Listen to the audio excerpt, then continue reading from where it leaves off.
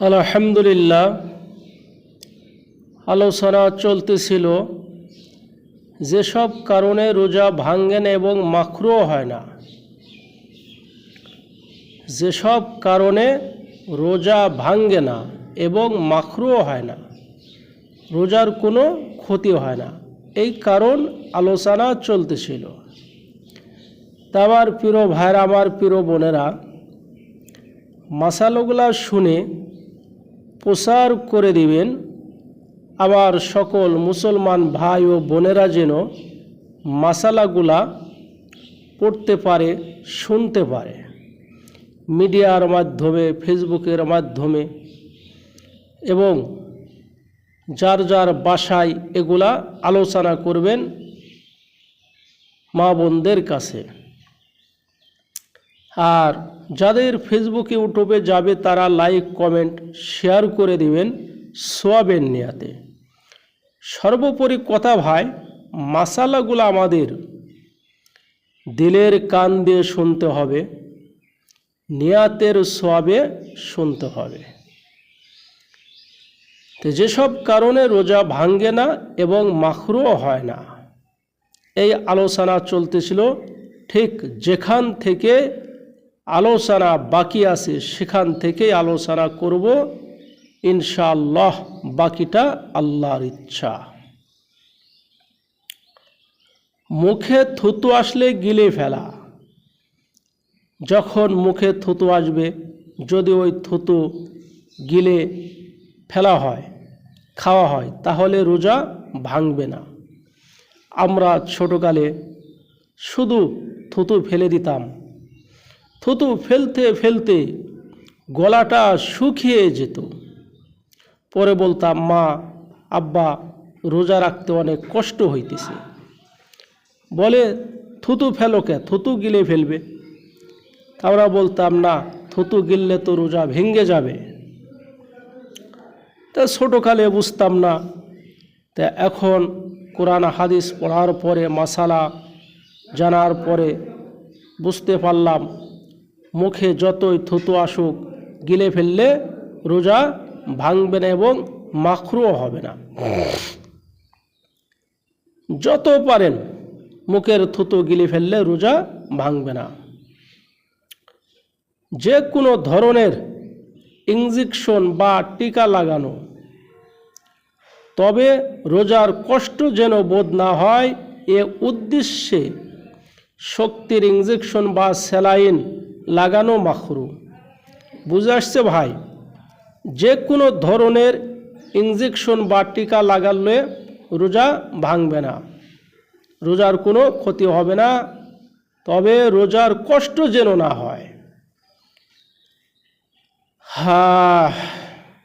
বলতেছে, যে কোনো ধরনের ইনজেকশন বা টিকা লাগানো, তবে রোজার কষ্ট বোধ না হয়। মানে ইনজেকশন লাগাইতেছে, টিকা লাগাইতেছে, তাহলে কি রোজা ভাঙবে না, তবে এমন জোর ইনজেকশন দিবে না যেন রোজাদারের কষ্ট হয়। টিকা দিলে রোজার কষ্ট হয়, যদি এরকম হয় এ উদ্দেশ্যে শক্তির ইনজেকশন বা স্যালাইন লাগানো মাকরুহ, তাহলে এটা কি হবে ভাই? মাকরুহ হবে। আপনার শক্তি, যে আমি ইনজেকশন দিলে, টিকা দিলে আমার শক্তি হবে, আমার শক্তি বাড়বে, স্বাস্থ্য বাড়বে, তাহলে যদি আপনি ইনজেকশন দেন বা স্যালাইন লাগান, তাহলে মাকরুহ হয়ে যাবে। আর আপনি অসুস্থ, আপনার ইনজেকশন একটা নেওয়া লাগবে, টিকা আপনার একটা নেওয়া লাগবে, তাহলে যদি আপনি টিকা দেন, ইনজেকশন দেন, তাহলে রোজা মাকরুহ হবে না, রোজা ভাঙবেও না। আর যদি আপনি শক্তি বাড়ানোর জন্য, স্বাস্থ্য বাড়ানোর জন্য যদি আপনি ইনজেকশন দেন, স্যালাইন লাগান, তাহলে আপনার রোজা মাকরুহ হবে, তবে রোজা ভাঙবে না। আরেকটি মাসালা হলো, রোজা অবস্থায় দাঁত উঠালে এবং রক্ত পেটে না গেলে রোজা ভাঙবেও না, মাকরুহ হবে না।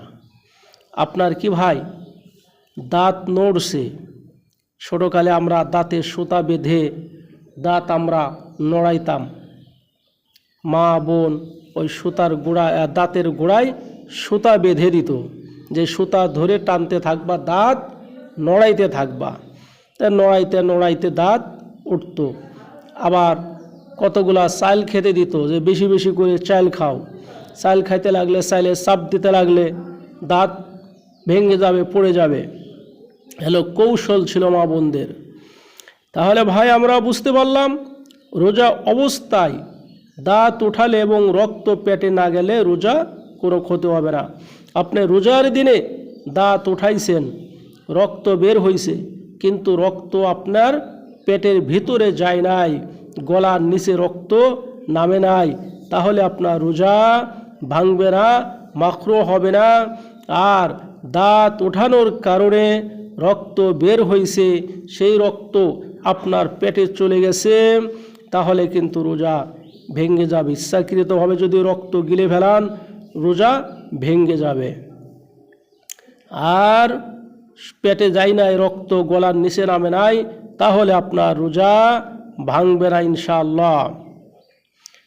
পাইরিয়া রোগের কারণে যে সামান্য রক্ত সব সময় বের হতে থাকে এবং গলার মধ্যে যায়, তার কারণে যাদের দাঁতে পাইরিয়া আছে, পাইরিয়া অর্থ হলো দাঁতের এক ধরনের রোগ, এই পাইরিয়া যাদের দাঁতে আছে সর্বসময় দাঁতের গোড়া দিয়ে হালকা হালকা রক্ত বের হতে থাকে, থুতু ফেললেই রক্ত বের হতে থাকে, মানে 24 ঘন্টায় রক্ত বের হতে থাকে যাদের দাঁতে পাইরিয়া।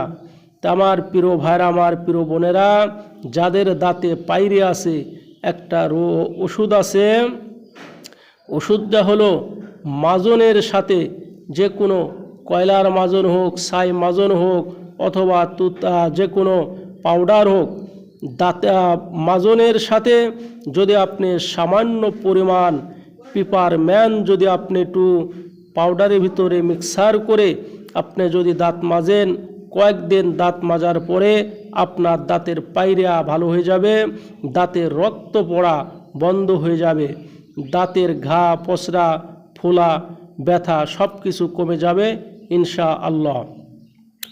তাহলে আমরা বুঝতে পারলাম যে পাইরিয়া রোগের কারণে যে সামান্য রক্ত সব সময় বের হতে থাকে এবং গলার মধ্যে যায়, তার কারণে পাইরিয়া যাদের আছে রক্ত বের হতে থাকে। এখন আপনি যদি বারবার যদি আপনি থুতু ফেলেন তাহলে আপনার গলা শুকিয়ে যাবে, আপনি ঢোকও গিলতে পারবেন না, অসুস্থ হয়ে যাবেন, একবারে গলা শুকিয়ে যাবে।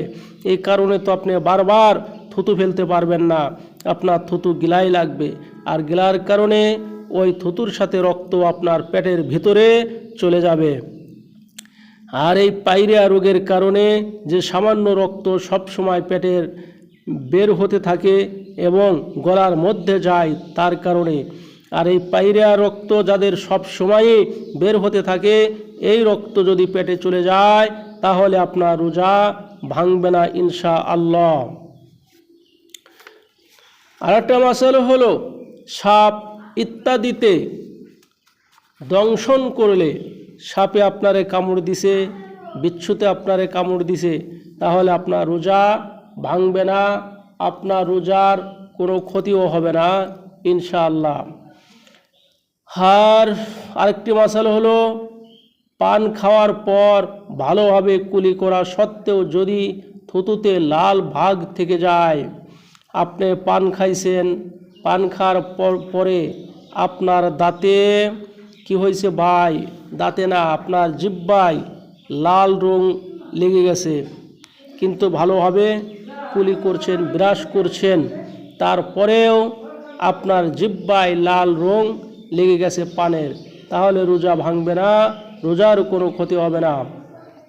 পান খাওয়ার পর ভালোভাবে কুলি করা সত্ত্বেও যদি থুতুতে লাল ভাগ থেকে যায় তাহলে রোজা ভাঙবে না, রোজার কোনো ক্ষতিও হবে না ইনশাআল্লাহ। শাহতের সাথে শুধু নজর করার কারণে যদি বীর্যপাত ঘটে যায় তাহলে রোজা ফাসেদ হয় না।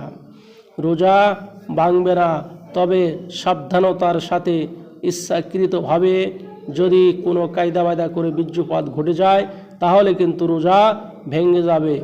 আর শাহাদতের সাথে মানে শুধু নজর করেছেন, নজর করার কারণেই যদি বীর্যপাত ঘটে যায় তাহলে রোজা ফাসেদ হয় না, রোজা ভাঙবে না। রোজা অবস্থায় শরীর থেকে ইনজেকশনের সাহায্যে রক্ত বের করলে রোজা ভাঙে না এবং এতে রোজা রাখার শক্তি চলে যাওয়ার মতো দুর্বল হয়ে পড়ার আশঙ্কা না থাকলে মাকরুহ হয় না। রোজা অবস্থায় শরীর থেকে ইনজেকশনের সাহায্যে রক্ত বের করলে রোজা ভাঙে না এবং এতে রোজা রাখার শক্তি চলে যাওয়ার মতো দুর্বল হয়ে পড়ার আশঙ্কা না থাকলে মাকরুহ হয় না। আপনি ইনজেকশন দিছেন, ইনজেকশনের সাহায্যে রক্ত বের করে